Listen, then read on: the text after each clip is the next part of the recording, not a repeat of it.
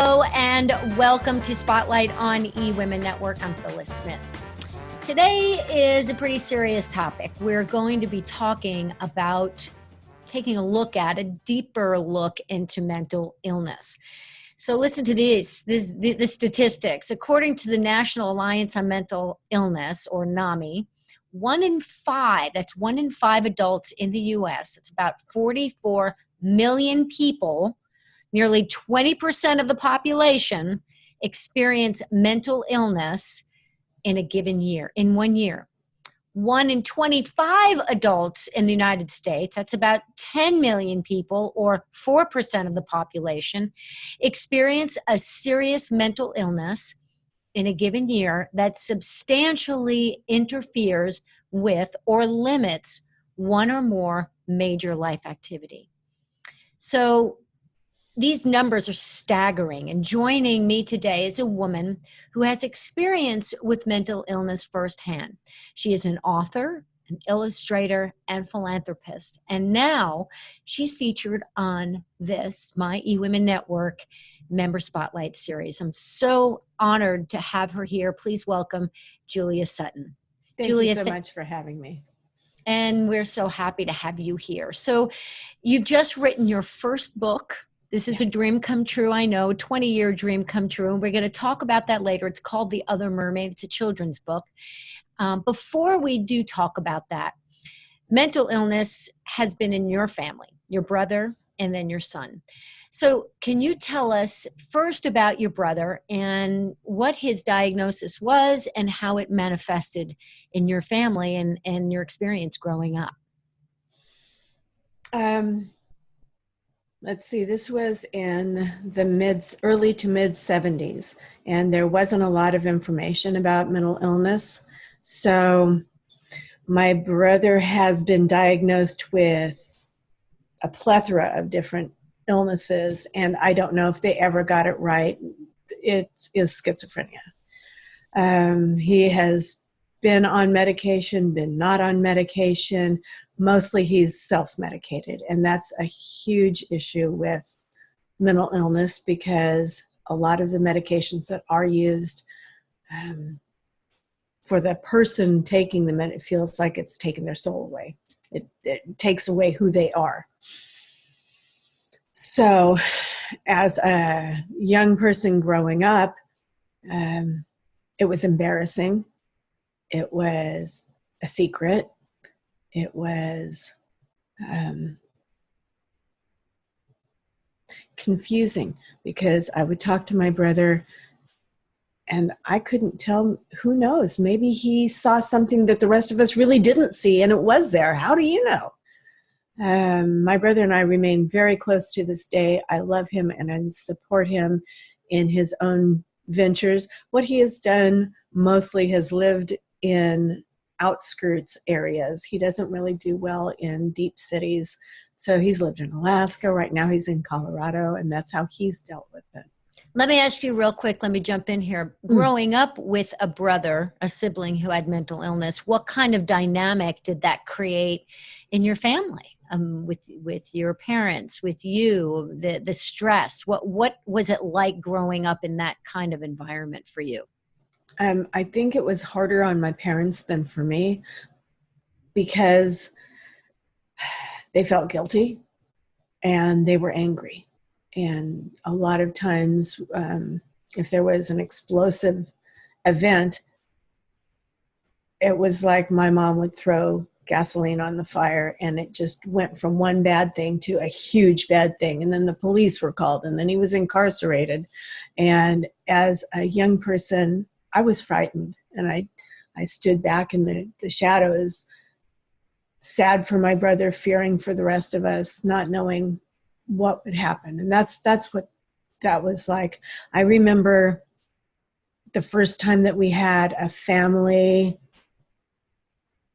therapy session, and there was a frosted glass window with crisscrossing wire, and I started tracing. I was so uncomfortable. I started tracing patterns with my eyes, and I still do that today if I'm under a lot of stress. It was a very stressful time. It obviously it isn't, and it's even when you talk about it, you can see that it still brings up some stuff for you. Yes. When very often with a sibling, if the one sibling has mental illness or any kind of illness, the other sibling kind of could get sort of left out in a certain way. Did that impact you in any way? As you were growing up, in terms of even your self-esteem and your own abilities to achieve? Without going too deeply into our family dynamics, I went the other way. I was an overachiever. I wanted to be the bright, shiny button for my parents, so that they would not do to me what they did to him. And I was fairly successful in school. I was in theater. I did a lot of stuff that kept me away from the home. So. Okay. So then fast forward, you have a son, and you discover in his teenage years that he suffers from the same mental illness your brother did, paranoid Right. schizophrenia. How did it manifest itself with him, and how did you handle it? And actually, they're two different illnesses. My brother has schizophrenia. Shane, my son, has paranoid schizophrenia. My brother's is, I don't want to talk about Steve. His is one. My son's has a lot more to do with being terrified of being outside and hearing things and seeing things. And, it was, I don't know about you guys. So many times in my life, I've felt kind of smug about something. Oh, I dodged that bullet. Oh, I'll always have good eyesight. I'll never get fat, whatever. And I thought with my brother's illness, I thought, well, I dodged that bullet. Never dreaming that I would be carrying the gene with me. And so when my son presented with it, my brother has had so much pain in his life. And I didn't want that for my son. And so when my son first came to me and he said, I'm hearing voices, I said, no, you're not. I would take that back in a minute if I could, but I can't. It took me about a month before I was willing to do something about it. And then it became more and more evident. And there was about 3 years that we were on suicide watch. My son has terrible insomnia. And I would fall asleep at night not knowing if he would be alive when I woke up, because that was the hard time for him, and I couldn't stay awake. So those were some pretty tough years. So you suffered, and obviously he was suffering terribly. Yeah. It also impacted your social life. You had friends who you lost over this. Yeah.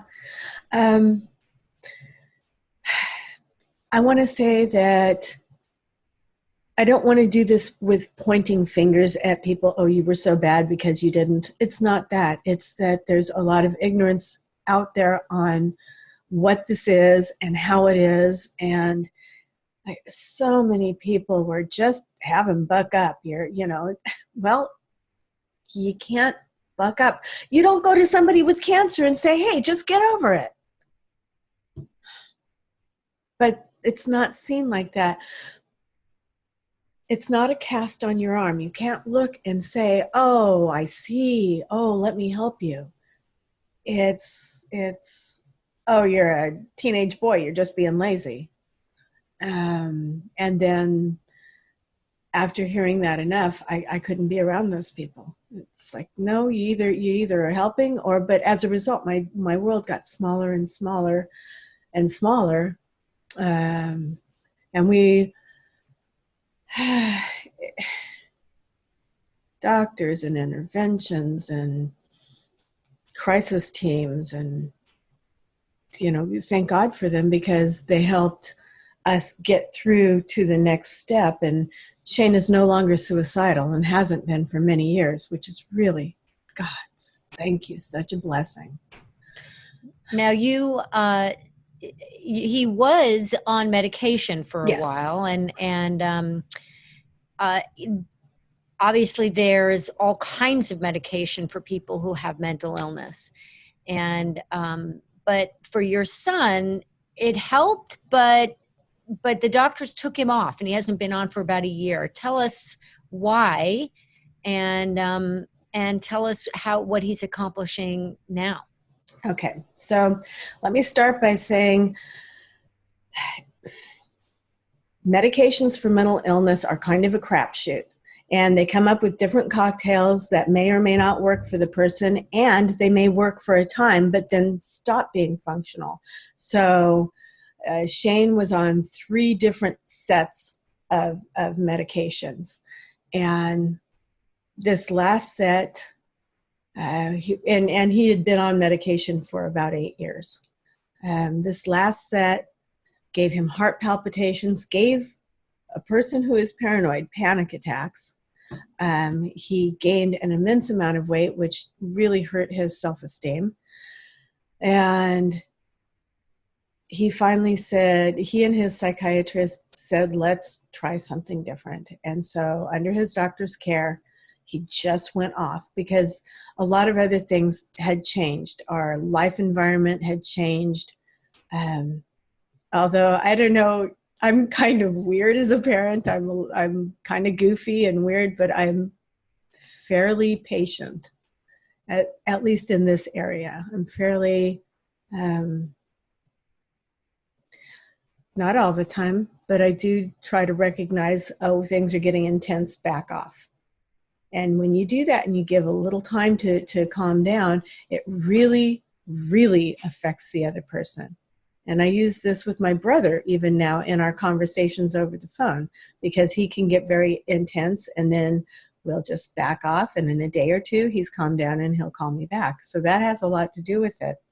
So now under my son's doctor's supervision, he has been off all psych meds for over a year. He's 22, and about 5 months ago, he got his driver's license, which gives him all kinds of freedom. Because of being off of the medication, he's lost 80 pounds. It's a tremendous, the way he sees himself is so different now. And he went and took 2 classes at our community college, which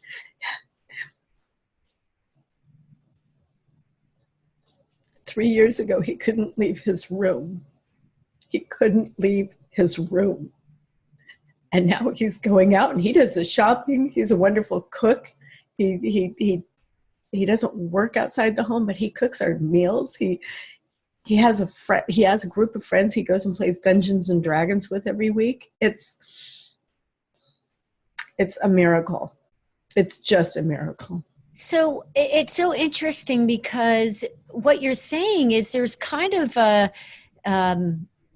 nature, nurture kind of thing going on, because on the one hand, the meds can help, but on the other hand, they didn't for your son. And it's almost like he might be growing out of the experience, because your brain, as you develop, the teenagers, has the most emphasis is their emotional center, their amygdala. Right. And so you just wonder that as they grow and the chemicals and the whatever hormones are being released at that time, that for some people, young people, it's possible that mixture, that cocktail of hormones and brain development affects different people in different ways. And you are working with somebody at a hospital, and you said that she has tell us about her, and she said has a quote that really rings true for you. So I'm working with Ann Moore, who is an RN and the director of the Psychiatry and Behavioral Medicine Unit at Seattle Children's. And this is now my favorite quote. She says, "I believe 100% of the population has mental illness. We just have varying levels of successful coping mechanisms. And knowing that, you have a mission, your particular personal mission. And that is your mission statement. By changing the way society looks at childhood mental illness, we will change the way these kids see themselves. So given the fact that mental illness isn't going away anytime soon, your mission, your goal, through your work, through your books, through your illustrations, whatever work you're going to be doing, you're hoping that will change the way society sees people with mental illness. I do. I think that I along with that nature nurture is also a societal pressure for that all kids are under. Get good grades, do this, do that, be popular, wear the right clothes, and we don't all fit in a box. Nobody fits in a box. Get rid of the box. Another soapbox. In here, though, with kids that are already so stressed from mental illness, whether it's anxiety or depression, or they're cutting themselves, or teenage suicide. Let's talk, folks. There's an issue here. Sorry, I'm still emotional.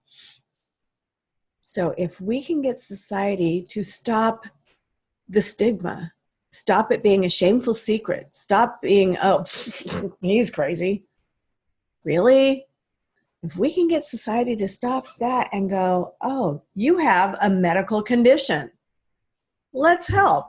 If we can do that, then the kids themselves are going to be able to release some of that shame, some of that guilt. Oh, my poor mom, look at what she's going through because of me. And that will help them heal. Now, I don't know why. I kind of agree with you. I think that a lot of the nature nurture cocktail, if we can get more accepting and give a little extra space here, that it can have huge effects. I know that with my brother, he's self-medicated. That puts a whole nother imbalance into our bloodstream, into our chemical balance. And I think that, God bless you, Steve. I love you so much, but I think that this life purpose is why all of that happened. Why was I there during that time, witnessing what was going on? It helps me be a better advocate for my son, but it also helps me see a bigger picture of how do we help the world. And so now I want to launch into some brighter things for you. You just this year have published your first children's book. So it's called The Other Mermaid. Yes. So give us a brief summary of what the book is about and why you chose that subject. The Other Mermaid is a funny fable. It's a takeoff on The Little Mermaid. And in this story, a prince goes to the ocean and he falls in love with what he thinks is a mermaid, but actually it's a manatee. So it just kind of goes left field from there. And I chose humor because I think the world needs more laughter. I am using the sales of this book. 20% of the sales are going to go directly to the Seattle Psychiatry and Behavioral Medicine Unit. And because of that, we're working together. In the fall, we're going to have a fundraiser. In the spring, we're going to open our own 501c3, the Mermaid Guild, underneath the hospital's foundation. And we have all kinds of plans of what to do with that. I don't remember your question.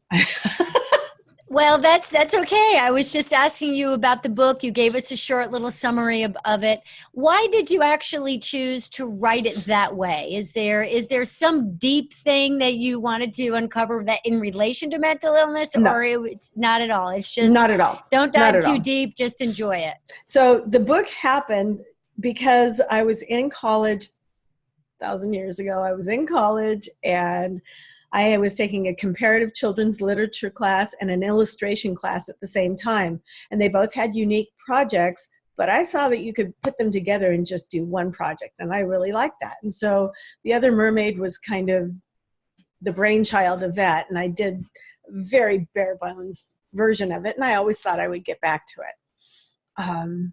And because of eWomenNetwork, I got back to it this year. And as I was doing it, I realized that I could use this as a platform. And one thing came into another, and the time is right. The time is right for this change. And so people were magnetized to this. Oh, have you done this? What about that? Have you tried this? Can I help with that? And pretty quickly, I saw that this was a lot bigger than my story. It was everybody's story. It's your story. And everyone is affected by mental illness. And most frequently, it presents in childhood. Thus the need to keep it fun and funny, because these kids, their life is already serious. I don't need to write some book about, oh, and he had mental illness and this bad thing happened and that, and now there's this glimmer of hope at the end. They already know that their life is serious. I want to take something to them that they can laugh at. You, just a year ago at the eWomenNetwork conference, you were selling essential oils. That was your business. You cool with that? But you were feeling a greater purpose as a result of at the conference. Our humanitarian award winner, Mama Shu, said something. Tell us what she said and how that impacted you to light a fire under your butt and get you off and do what you feel you had a bigger purpose. First off, if you have never been to an eWomenNetwork conference, get your butt there. It changes everything. Seriously, find a way. I work at a diner to make ends meet. It was hard to come up with the money. And my life has changed forever as a result. Not just my life, but I get to impact other people's lives. I'm changing the world, and you can too. So that, I have to say that. Nobody told me to say that. I have to tell you that. Now, what had happened was I was feeling quite depressed because of all of the money, and the last morning, the humanitarian award was given to Mama Shu, and Mama Shu was talking about a terrible tragedy. Her 2-year-old had been killed by a hit-and-run driver, and she said it was the worst pain I could have imagined, and I knew I would die. But I woke up the next morning and I thought, I'm alive? Well, I must be some kind of superwoman. We all have tragedies in our lives, and some are ridiculous. And I've had a few ridiculous tragedies. And I've gone through counseling, I've done this, I've done that, but there's a little part of me that always kind of hung on to it. But I heard her say that. Didn't live through all of that because I was being punished or I wasn't worthy. I lived through it because I am a superwoman. Now it makes sense. Now I understand why.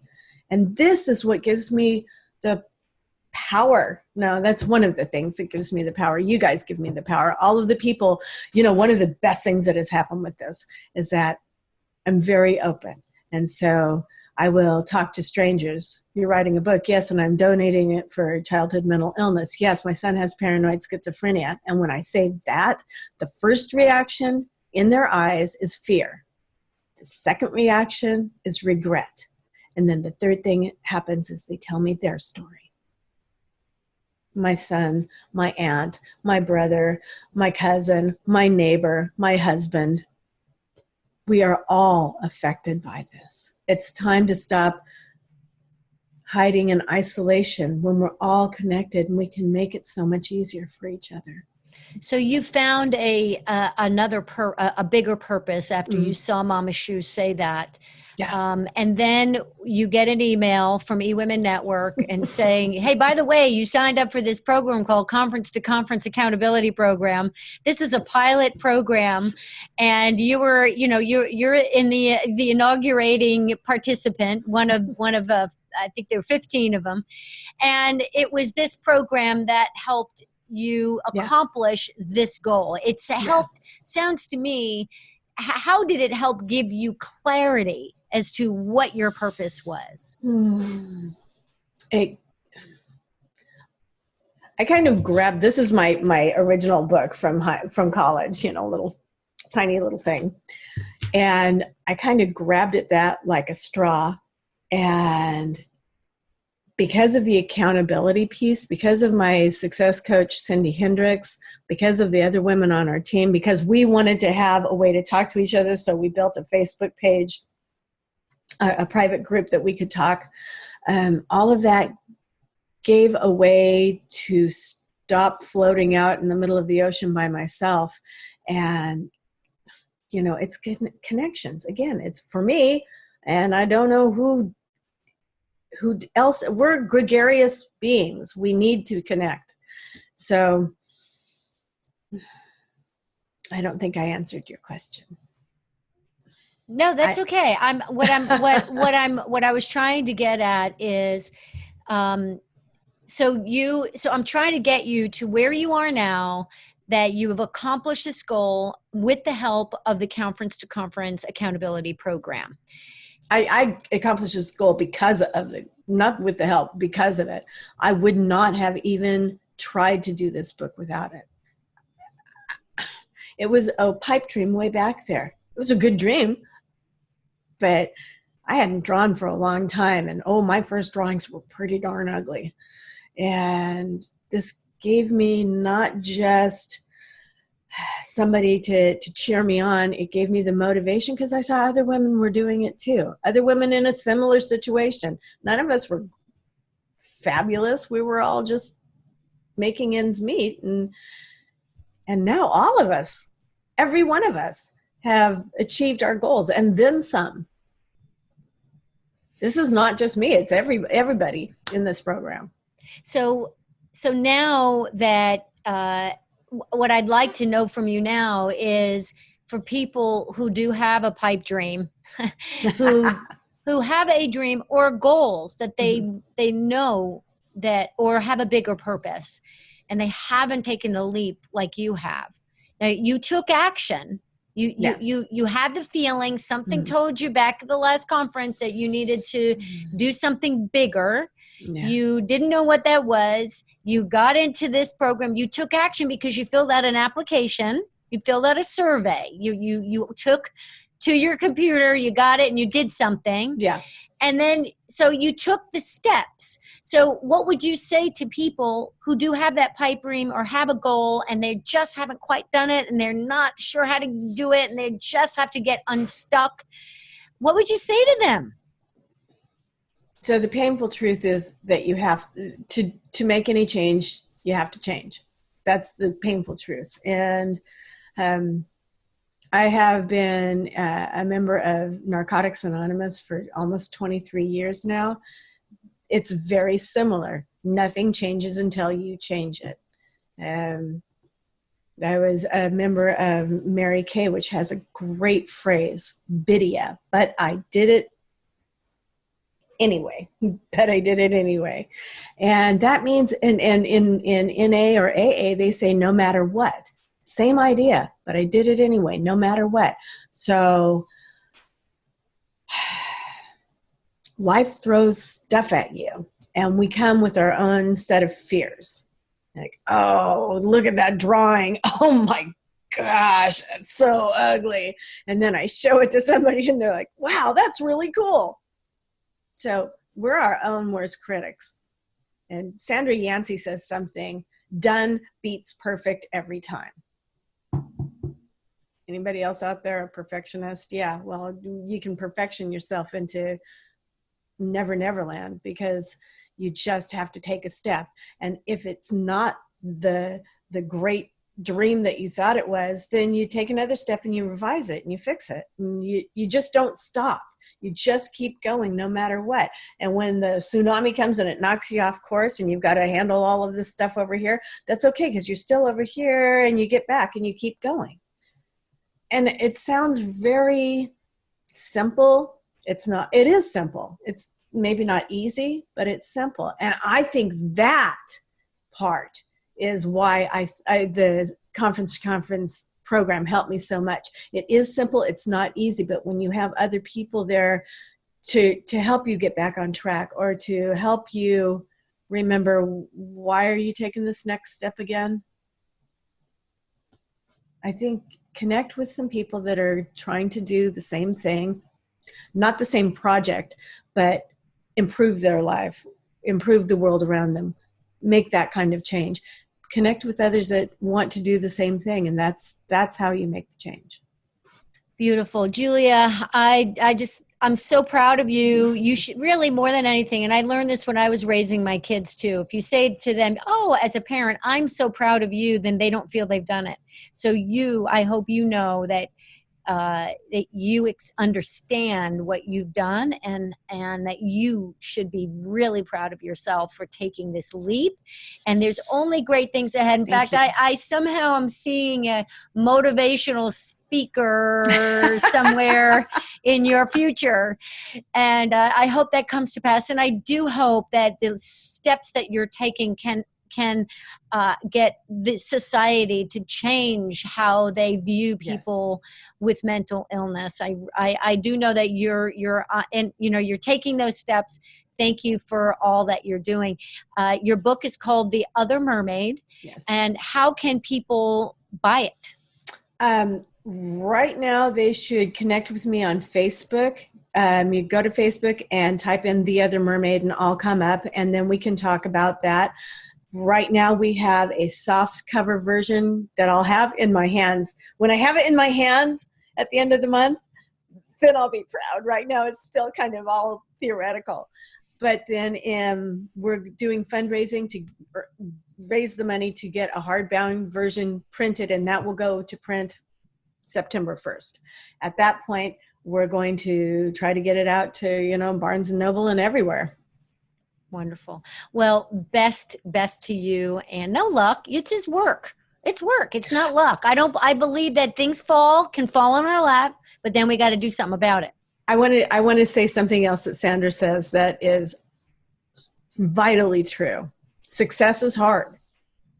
It does. It takes work, but it's nothing like the work it takes being broke.